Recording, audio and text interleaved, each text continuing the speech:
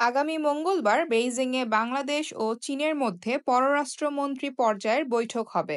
সেখানে অন্তর্বর্তী সরকারের প্রধান উপদেষ্টা ডক্টর মোহাম্মদ ইউনূসের বেইজিং সফর নিয়ে আলোচনা হবে। চীন চায় আগামী মার্চে প্রধান উপদেষ্টা বেইজিংয়ে বাও ফোরাম ফর এশিয়ার সম্মেলনে যোগ দিক। পররাষ্ট্র মন্ত্রণালয় সূত্রে এ তথ্য জানা গেছে। মন্ত্রণালয়ের একটি সূত্র জানায়, আগামী ২৭ ও ২৮ মার্চ বেইজিংয়ে অনুষ্ঠেয় বাও ফোরাম ফর এশিয়ার সম্মেলনে যোগ দিতে ইতিমধ্যে প্রধান উপদেষ্টাকে আমন্ত্রণ জানিয়েছে চীন।